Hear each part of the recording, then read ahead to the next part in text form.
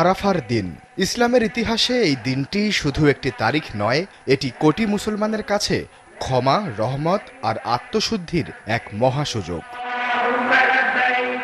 মক্কা থেকে প্রায় ২০ কিলোমিটার পূর্বে অবস্থিত আরাফাতের বিশাল ময়দান। এবছরের মতো প্রতি বছর এই দিনে পৃথিবীর নানা প্রান্ত থেকে লাখো মুসলমান এখানে একত্রিত হন। হাদিসে স্পষ্ট বলা আছে, হজই হলো আরাফা, অর্থাৎ নির্ধারিত সময়ে আরাফার ময়দানে উপস্থিত না থাকলে হজ সম্পূর্ণ হয় না। এই ময়দানেই রয়েছে জাবাল আল রাহমা, রহমতের পাহাড়। ইসলামী ঐতিহ্যের বর্ণনা অনুযায়ী পৃথিবীতে অবতরণের পর দীর্ঘ বিচ্ছেদ শেষে এখানেই পুনর্মিলিত হয়েছিলেন হযরত আদম ও হাওয়া। ১০ হিজরিতে রাসূলুল্লাহ সাল্লাল্লাহু আলাইহি ওয়াসাল্লাম তার জীবনের শেষ হজ পালন করেন, আর সেই হজেই এই ময়দানে দিয়েছিলেন বিদায় হজের ঐতিহাসিক ভাষণ।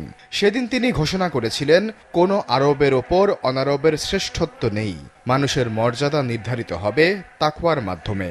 আজও এই ভাষণকে মানবাধিকারের অন্যতম গুরুত্বপূর্ণ ঘোষণা হিসেবে বিবেচনা করা হয়।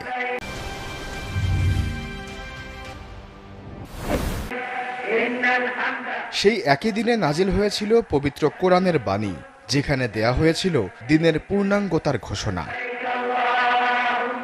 আলেমরা বলেন, আরাফার ময়দান মানুষকে কিয়ামতের কথাও স্মরণ করিয়ে দেয়।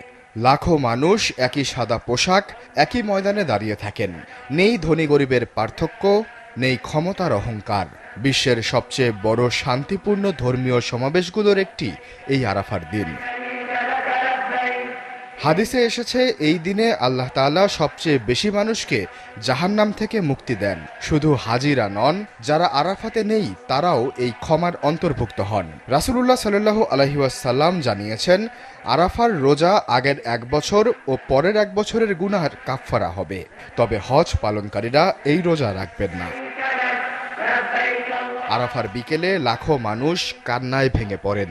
কেউ অতীতের ভুলের জন্য ক্ষমা চান, কেউ নতুন জীবনের প্রার্থনা করেন। সেই আরাফার ময়দান আজও কোটি মানুষের চোখে এনে দেয় অশ্রু। আশ্বাস চৌধুরী, চ্যানেল 24।